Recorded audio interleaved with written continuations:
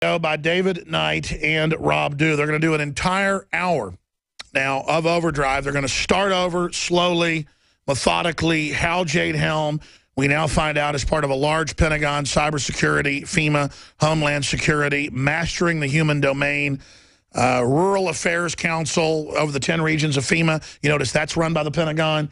This is the accelerated rollout ahead of economic collapse, and they know when 1 in 10 has autism, when people are all dying of cancer, there's going to be civil unrest. People are going to say no. When nobody has money to prep. And the military is going to come and just take you away because you're a terrorist. Yeah. Like they practiced in Fort Lauderdale just the other day. They were putting people in white vans and driving them off. But this is confirming, because starting with you about 20 minutes ago through now will be the first video we put up on YouTube today. This is just the first salvo. Yes. Jade, proof. Jade Helm is for domestic takeover. But we need to add the proviso, not the takeover itself, the training for the takeover. It's an exercise in the takeover is what it is. You were trying to talk before we went to break, David. Tell us, preview what's coming up with you in the next hour with Rob Dew. Well, what we need to do, Alex, is we need to break down so that people really understand that this is, they just don't put these words up at random. When they say mastering the human domain, when they talk about it being unconventional warfare, when I talked to the ABC reporter, she had already written a story on Jade Helm. She says, well, it's realistic, but it's unconventional. I said, no, unconventional warfare is a very specific term. It is a PSYOP first and foremost, but mastering the human domain is a very specific term of art of the Department of Defense. So we're going to tell people what the human domain is, why it's significant about this mapping that we see. And of course, that is just the tip of the iceberg. That is a very coarse map that it's like saying jiu-jitsu is a art form of martial arts or taekwondo. We have these terms. You go look them up. It's giant, huge meetings for domestic takeover. That's on the logo. Fits in with, quote, blending in, doing things that look illegal. Yes. I mean, that's why they're freaking out so bad is this is domestic. We gave them the benefit of the doubt. We looked into it. They've been caught lying. It's a giant domestic takeover. This is folding in the intel that they're getting from the surveillance state. This is folding it into these military operations. When we look at Dragnet surveillance, eventually, if we don't stop this, it is going to come to the point where they drag you out in the middle of the night like we just saw in Fort Lauderdale, just as they've been authorized to do. That's what they're going to do when you don't vaccinate or you homeschool. Exactly. If they're already doing a low-intensity rounding folks up, it's going to intensify. Well, notice how that family, they put something out on Facebook. It went into the cloud. The cloud analyzed it and said, threat matrix. We got to send somebody out after them. The orders come into the CPS. They go take the kids away. Yeah. That's how it's going to work. And I'm about overtly fighting this and saying it's morally wrong, corrupt, and evil. But people can also choose the other route, use Facebook and Twitter for disinformation. And I think it's patriotic duties. It's time. This is very sophisticated, folks. You got to be careful. But it's time to start pumping it with disinfo. Not lies about media events and things, but your own homestead, your own house, what you're doing. I would say use it, but only use it to create a false image. Yeah. There you go. The only way to defeat something like this is to pump it full of disinfo. Yeah. So then there's so much, it overloads the system. I mean, we're going to go through the whole thing. There's another aspect of this from that C-SPAN interview, which I kind of glossed over, and I got called out on it by, why didn't you cover the robot section? There's a whole part where the guy talks about they have autonomous robots walking around as soldiers and civilians at that asymmetrical Fort AP Hill Center. I think that just they're training for the robots to come after us. That's the headline. AP Hill training robots to fight. I mean, it's on. Listen, they're announcing China plans to get rid of, within 5 years, 90% of its workers. Yeah, with robots. And here's the thing. I mean, it's on, folks. It's on. I mean, it's their plan.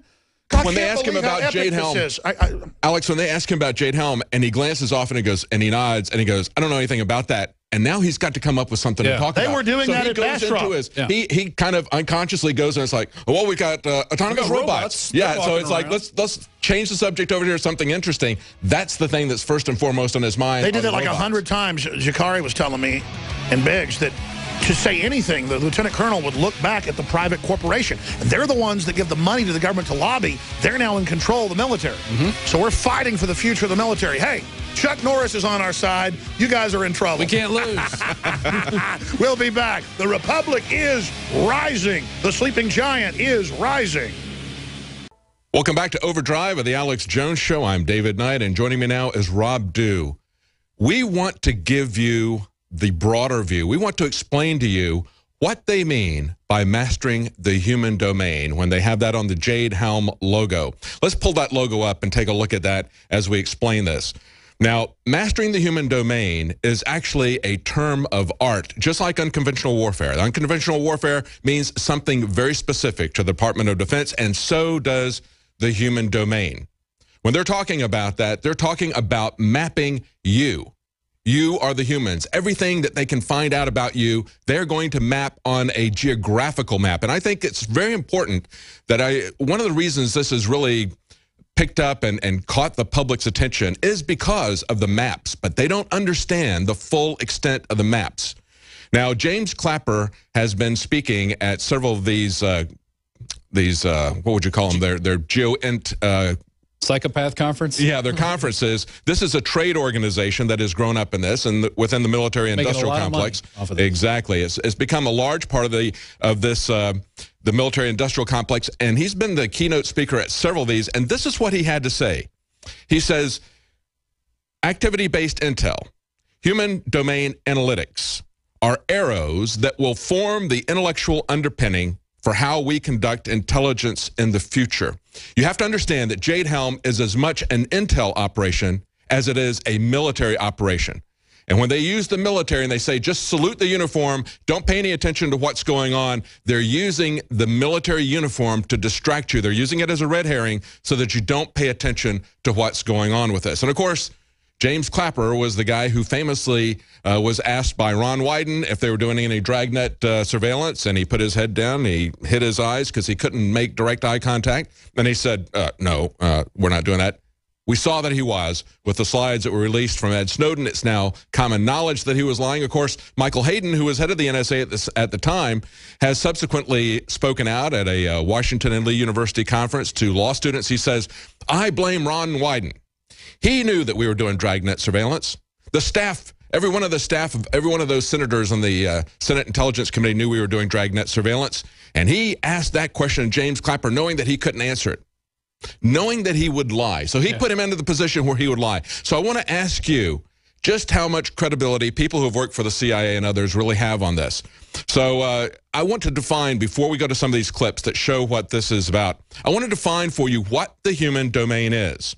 Okay, there's 4 data categories in here. One of them is who you are, what you do, who you know, context, okay? Who you are. This is analysts collecting information about your name, your address, your gender, your biometrics, your Facebook page. This is what we've been talking about for a very long time. Everything. This is where this is all coming together. This is domestic. Videos. Exactly. It's domestic. It is police-based. It is intel-based. It's NSA, Homeland Security, attending these conferences, and it's also the military. Next thing, what you do. Collected information will include your travel, your communications, your financial transactions. They want to see all the money that you spend. That's why we have to have this war on cash. Your movement of physical access, assets. That's right. They're going to track you by your cell phone. They're going to track you by your car. Who you are. This is relational information. Your family, your friends, your associates, your organizations, your community involvement. And then here's the broad thing, the context.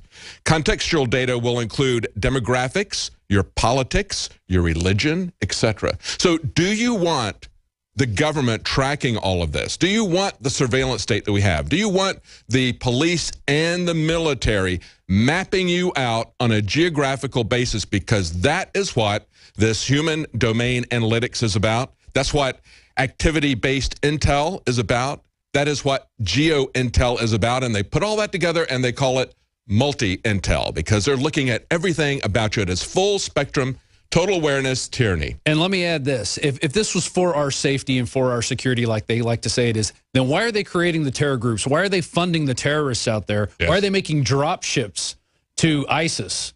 Yeah. And now ISIS is here, supposedly, in the United States. They have ISIS agents here. You know, if this is supposedly for our safety and security, then why are they funding the terrorists? Because they need to have both sides of it. Exactly. They have to have the just like the drug war. Create this. We just had Freeway Ricky Ross, and we know that they were running the crack cocaine at the same time that they were fighting the war on drugs. So it's like, I'm from the government. I'm here to help you do both. So let's go back. Let's play the C-SPAN clip again. If people are just joining us now, this is Colonel John Potosik, head of the Asymmetrical Warfare Group at Fort AP Hill, where you guys went about a year ago. got detained by this colonel. Yes. Yeah. And after you'd gotten permission to go on the base and check it out. And they let you into the asymmetrical warfare. Yes, they let us in. And you know what? When we talk about this being for the United States, we stood at the corner of 1st and Main. And I took Joe Biggs' picture there at the corner of 1st and Main. Everything about this was thoroughly American. The street signs, the traffic lights were working. The only thing that was there that could be remotely considered not to be American was the mosque. But they had an American church right across the street from it. Stained glass, pews, the whole bit. This is training the military as well as the police. And, of course, as we talk about this, mastering the human domain, we will see that it is a fusion of the intelligence community, the law enforcement community, and the military. That is what should concern you. And we need to pull this back, and we need to say, this is not going to be the mission of our government. This is not going to be the mission of the military or law enforcement, and we don't want this kind of intelligence being